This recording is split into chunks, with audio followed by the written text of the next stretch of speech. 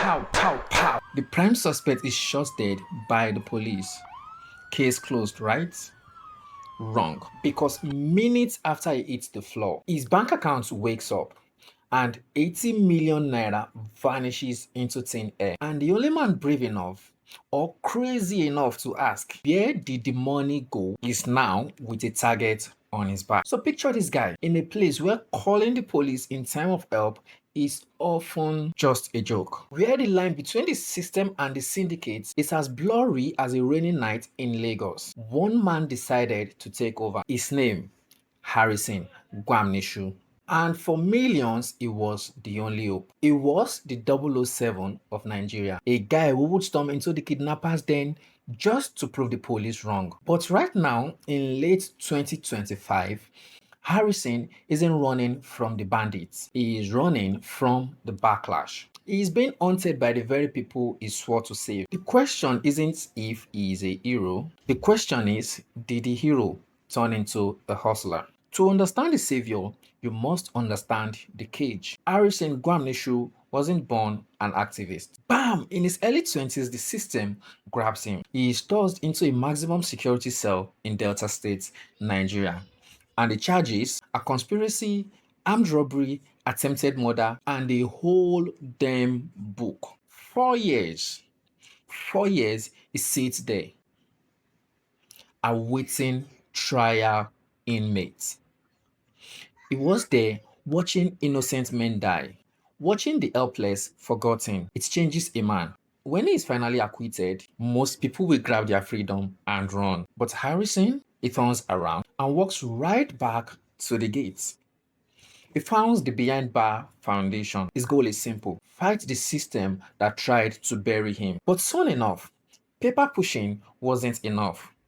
The kidnappers were calling. And this is when Harrison goes from activist to being a vigilante. Remember the Anambra child bride case in 2019? A 15-year-old girl forced to marry some 56-year-old geezer. The police are dragging their feet.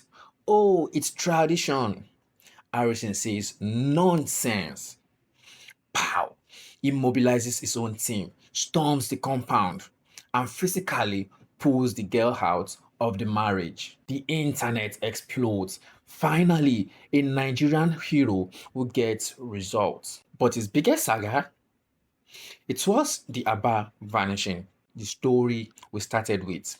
Two friends, Celine and Afiba, travel to meet a guy and poof, they vanish into thin air. While the official police investigation is moving at the speed of government paperwork. Harrison uses his massive platform to track the suspect, Andrew Ochekwo. He keeps the pressure on until the police raid the compound. But then the story takes the classic shady Nigerian twist. The prime suspect is conveniently shot dead by the police during a supposed escape attempt. Case closed? Nah, not for Harrison. He digs deeper, claiming that after the suspect was dead, over 80 million naira was illegally moved from the dead man's account. Bam, bam. He wasn't just fighting criminals, he was also exposing cover ups. He became the sheriff of social media. He was untouchable. Or so Harrison thought. Fast forward to late 2025, Harrison is now playing for the highest stakes: kidnapping for ransom. A couple is snatched in Edo State, Nigeria. The family is desperate.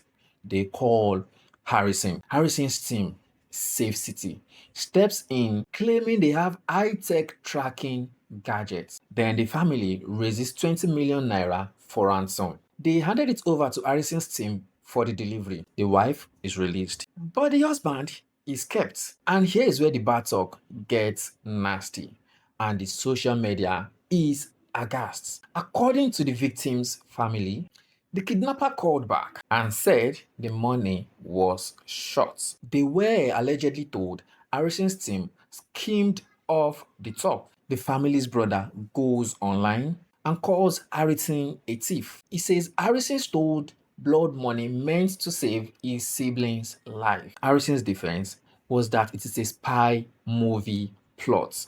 He claimed he used the prototype notes, fake chipped cash to track the kidnappers, and the missing money wasn't stolen. He claimed it was a tactical play that went wrong because the family panicked and they ruined the sting. But the internet is a cruel judge. And rightly so. The man who risks his life for strangers is now being called a hustler.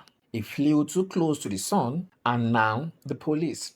The same police he has spent years humiliating have opened their own file on him. Harrison Gwamnishu, the man who spent 4 years in the cage, now faces the possibility of going back. Not for fighting criminals, but for allegedly turning into one. Now, the question is it the man who lived through hell and tried to fix heaven?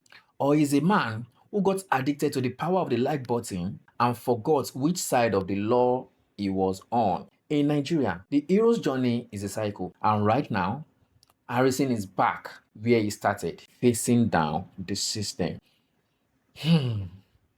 For now, we keep our fingers crossed. But let me ask you, did Harrison steal from the ransom money